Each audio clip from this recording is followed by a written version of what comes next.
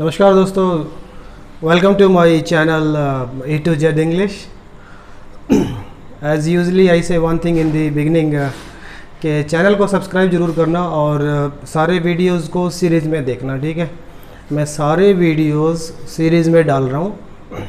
सारे लेक्चर जो है ना कनेक्टेड हैं एक दूसरे से और सारी चीज़ें हम इस चैनल पे डिस्कस करेंगे। इसका कोई चार्ज नहीं है और आप लोग जस्ट आपकी हेल्प करने के लिए ये मैंने चैनल बनाया, तो आप सीखो और एंजॉय करो, ठीक है।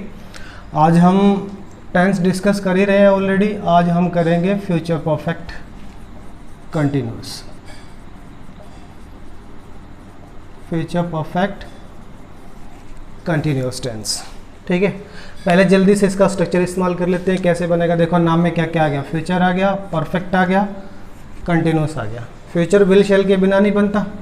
पहले आ जाएगा हमारा सब्जेक्ट, ठीक है। उसके बाद फ्यूचर विल शैल के बिना बनेगा नहीं, तो विल या शैल में से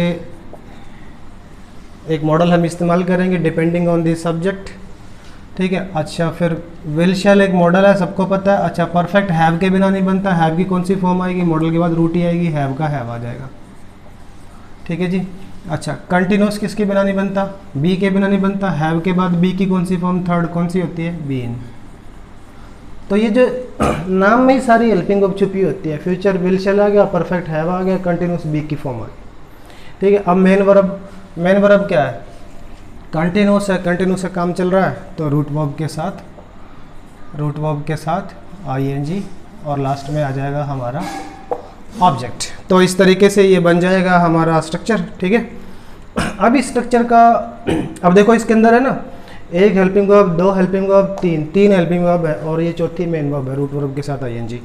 अब देखो अगर इसको नेगेटिव करना है तो वही तरीका रहेगा बिल्कुल शुरू से जो मैं समझाता आ रहा हूँ कि पहले वाली हेल्पिंग वर्ब के बाद नोट लगा दो, और अगर इसको इंटरोगेटिव करना है तो पहले वाली हेल्पिंग वर्ब को उठा के सब्जेक्ट से पहले लिख दो, ये इंटरोगेटिव भी हो जाएगा। अब इस स्ट्रक्चर का इस्तेमाल हम कहाँ करते हैं पता है, कौन से काम के लिए करते हैं। ये फ्यूचर का पॉइंट है, ठीक है, और इससे आगे कोई भी पॉइंट लेंगे तो सॉरी ये प्रेजेंट का पॉइंट है, इससे आगे कोई भी पॉइंट लेंगे तो ये फ्यूचर का पॉइंट है।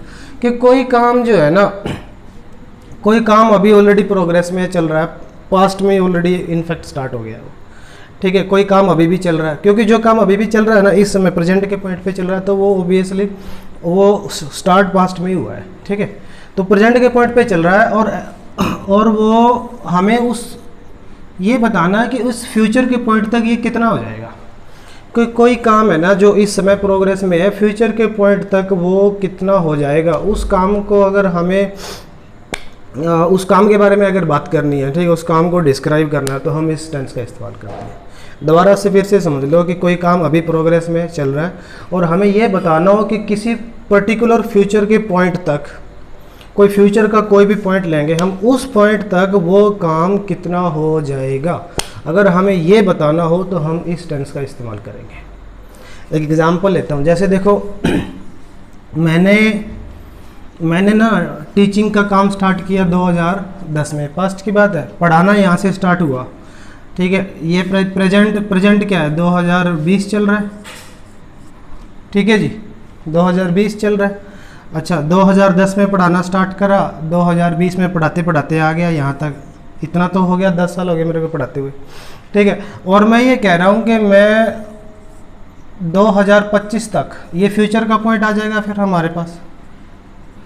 मैं कह रहा हूँ कि 2025 तक मेरा पढ़ाने का काम कितना हो जाएगा, ठीक है। अगर प्रेजेंट तक, यहाँ पे प्रेजेंट तक 10 साल का हुआ है तो 2025 तक कितना है, 5 साल और ऐड कर दें, कितना हो जाएगा मेरा पढ़ाने का, 15 साल। मैं ये कह रहा हूँ कि कोई काम है ना जब चल रहा है प्रेजेंट में, किसी फ्यूचर के पॉइंट तक वो काम कितना हो जाएगा, ये काम होता है फ्यूचर परफेक्ट कंटिन्यूस टेंस, ठीक है। अगर मुझे इसी बात को लिखना है कि 2025 तक तो मुझे पढ़ाते पढ़ाते 15 साल हो जाएंगे, 2025 तक मुझे पढ़ाते पढ़ाते कितने साल हो जाएंगे, 15। तो इस बात को मुझे लिखना है, तो मैं मेरी ही बात कर रहा हूँ। सब्जेक्ट आ जाएगा आई के साथ आएगा शैल, उसके बाद हैव, फिर बीन, ठीक है। पढ़ाने का काम हो रहा है टीच, उसके साथ ing लगाना ही, टीचिंग, ठीक है।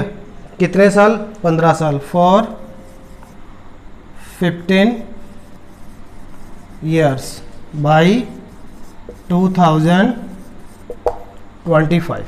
देखो मैं कह रहा हूँ कि बाई 2025 तक, ठीक है, मेरा जो पढ़ाने का काम है ना कितना हो जाएगा, 15 साल का।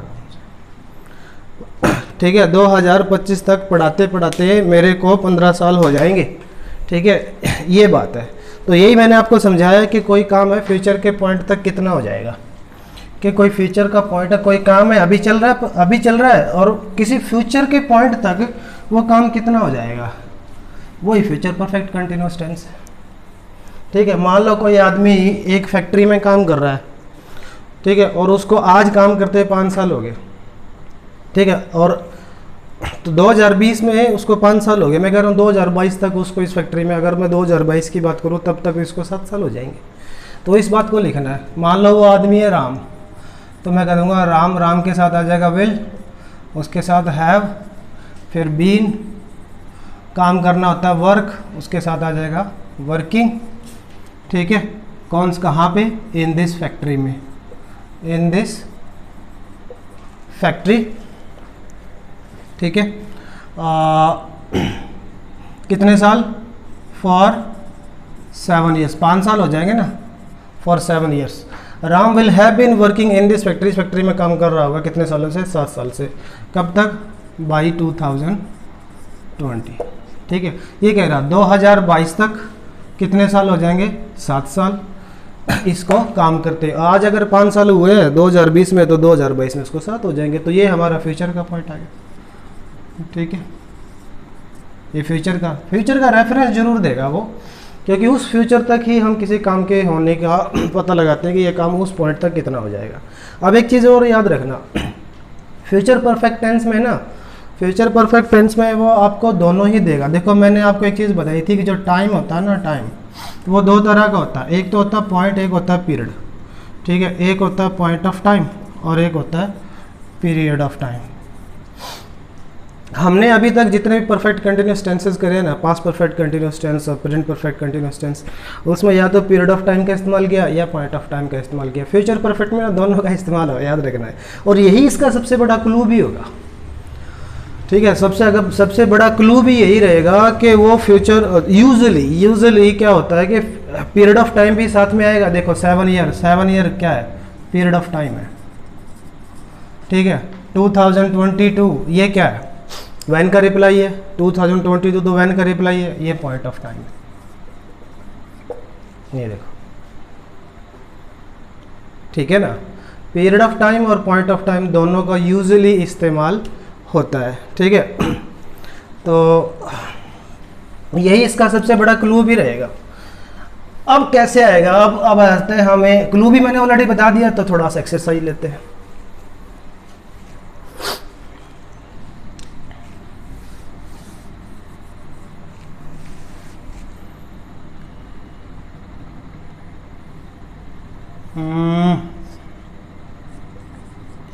they dash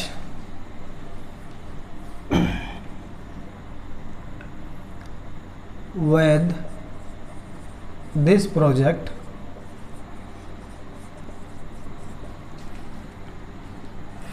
for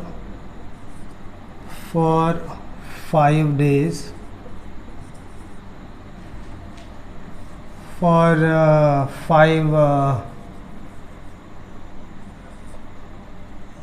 5 months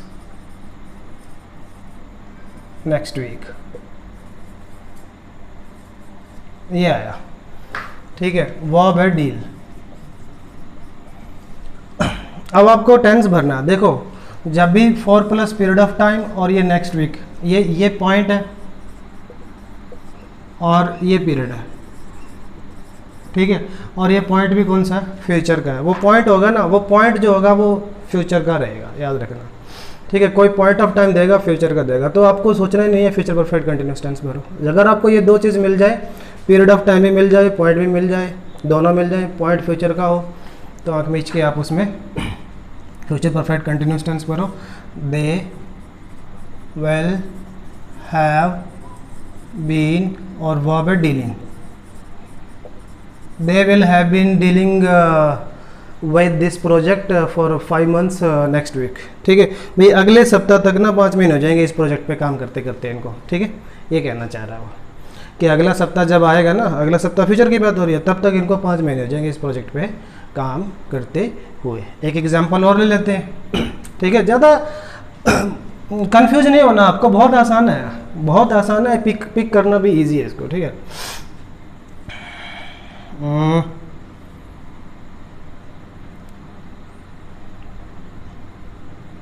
she dash music for 2 weeks